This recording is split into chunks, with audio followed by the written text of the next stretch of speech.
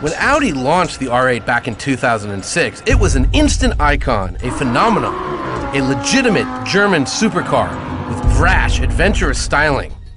And once the V10 engine option appeared, the R8 had the power to back up those outrageous looks. The result was a car so cool, Tony Stark drove one. Recently, Audi released an all-new version of the R8. Talk about a tough act to follow. But can the new R8 possibly live up to the hype and reputation of the original? That's what we're here to find out.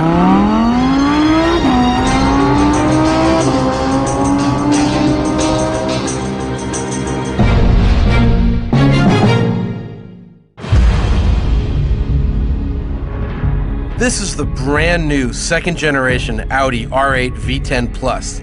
It's got 10 cylinders, 40 valves, 7 gears, 2 clutches, 4 wheels driven, more than 600 horsepower, and no turbocharging, supercharging, or battery assist whatsoever. Good ingredients? It's safe to say Audi's sophomore supercar effort is a fantastic recipe. But before we talk about how the new R8 tastes, we've got to talk about the packaging it comes in. Design. Well, the R8 looks like this because it's mid-engine. That's right, under the glass, you can see the engine. And that means that the transmission, the seats, and the engine, all the heavy stuff, they're between the wheels. So that decreases the odds of this car spinning out. It also increases its uselessness. And the mark of a great supercar is how useless it is. Sadly, this one's got a frunk. Now you could probably get a duffel bag in there, maybe a purse and a backpack. I've seen worse. The Bugatti Veyron, you couldn't even get the backpack in there, just the purse. I don't think the front of the R8 looks good, especially when compared to the brand-defining beak of the previous car. But the rest of the new shape? Lovely, especially from the rear three-quarters view. And the interior is pretty good too. The problem with the old R8's interior, especially after the refresh, was that it was just dated. Well, luckily, in the new R8, everything's fresh. You've got the cool HVAC controls, you've got Audi's industry-leading virtual cockpit, you've got quilted Alcantara above quilted leather. This is a fabulous place to spend some time. Also, like a lot of modern supercars, all the controls are migrating to the steering wheel. I'm not just talking about the paddles and the volume control and the MMI stuff. I'm talking about things like the start-stop button, the loud exhaust button, Audi's drive select button. But forget about all that stuff, because the single most important button in the entire car is located right here. It's got a little checkered flag on it, and Audi calls it something like the performance button.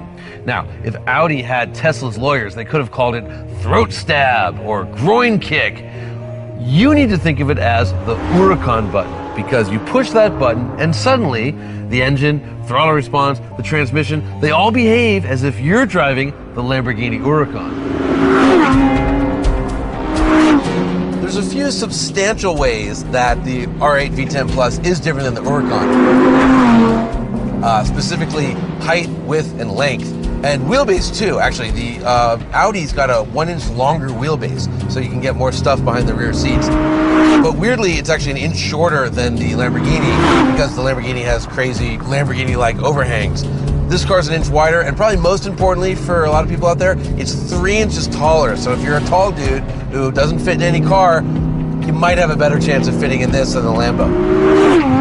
The ride quality in this car is incredible. It has that excellent quality I look for in sports cars, where it's stiff, but when you hit a bump, it doesn't upset the car. It just kind of absorbs it, eats it, lets you know what you're riding over, and then boom, you're done. Back on the throttle. And really, when you're driving the R8, you just want to be on the throttle because this engine is so damn magnificent. 602 horsepower, 413 pound-feet of torque, V10, but most importantly, no turbochargers, no superchargers, natural aspiration.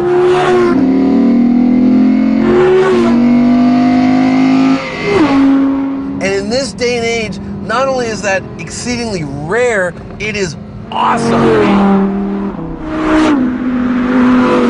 I always liked the old R8, but I didn't love it. There was a clinicalness to it, a steeliness. It was sterile. It was too German. This one, they let some Italian blood into it, you know, and it's just a blast. Visceral.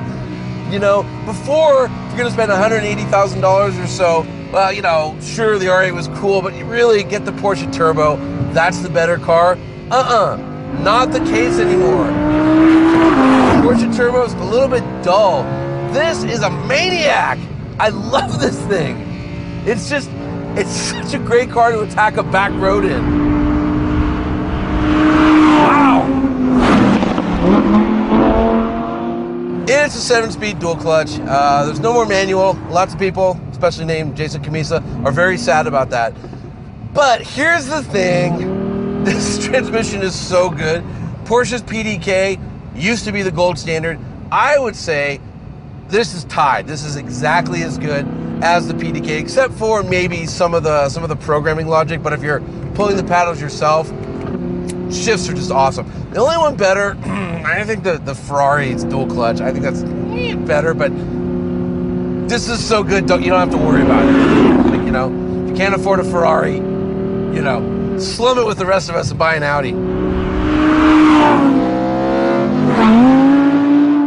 I'm just so in love with this engine. The sound,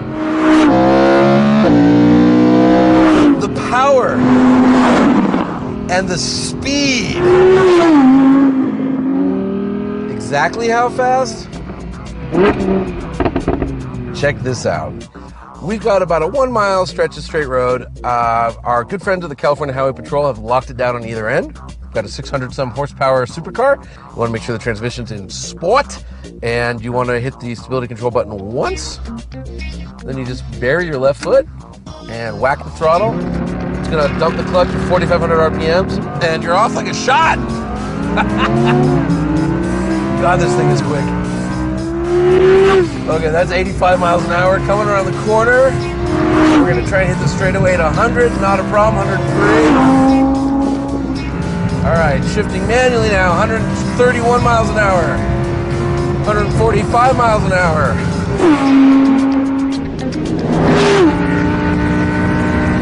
159 miles an hour. 170 miles an hour. 180. 82. Okay, 185, and I'm going to shut it down at 185 indicated.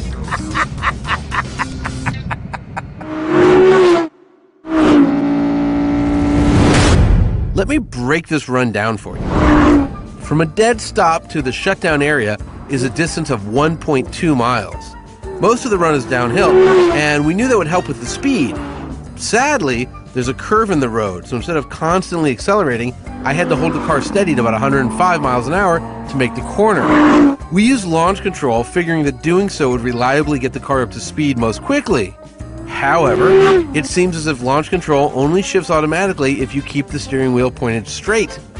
Turn it, like I had to do, and the transmission reverts to manual. You can see the tach run into the rev limiter at one point. The trip from 110 up to 160 miles an hour happens in a flash. From there, it's a slower climb up to an indicated max of 187. Sadly, the road that we used was only as long as it was. But given enough tarmac, the R8 should keep pulling up to 205 miles an hour, its claimed top speed. So, when you've been doing this job as long as I have, what you realize is, as great as a fast car might be up on a road like this, oftentimes it's a very different story on the racetrack.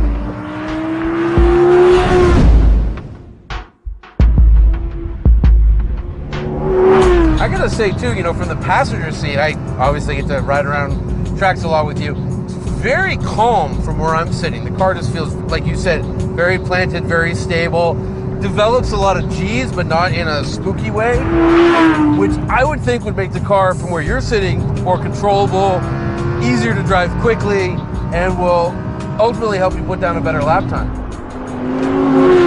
It's very controllable, but the understeer is actually downright frustrating. Oh, look. Wow. The front end, once we get in the corner, wow, the front end is dead. Wow. But turning in, it's wide awake. It's fabulous on turn-in, but then it just doesn't take care of the rest of the job once you get in the corner. Interesting. Look at that. I'm suspicious they may have just built a lot of safety into this supercar. Sure. Too much. Look at the wheel. At 110 miles an hour, or whatever we're going right now. A little bit, sure, but oh my gosh. Yeah. What we have here is a lot. Do you think it's going to affect your lap time? Absolutely. I think it takes several seconds out of the lap time. It's that bad. Wow.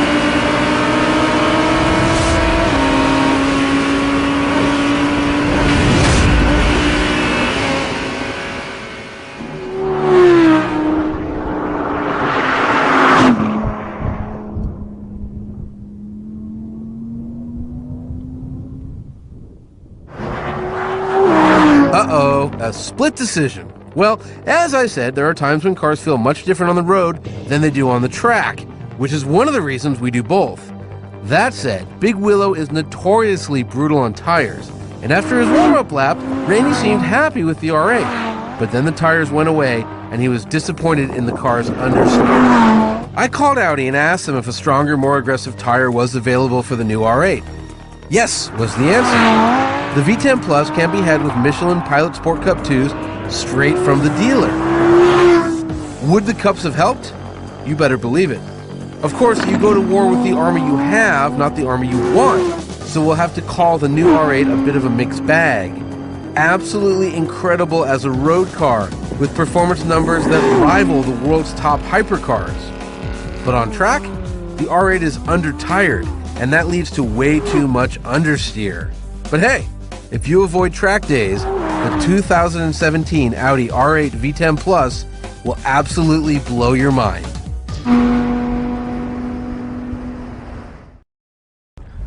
Look, we know you don't have time to wait for the next episode of Ignition. That's why you need to go to MotorTrendOnDemand.com. That's where the latest episode always lives. Jason Camisa. Dude, you can call me all day. Answer's gonna be exactly the same. Vantage, you got it.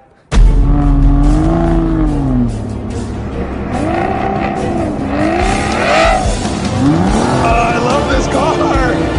Oh, yes!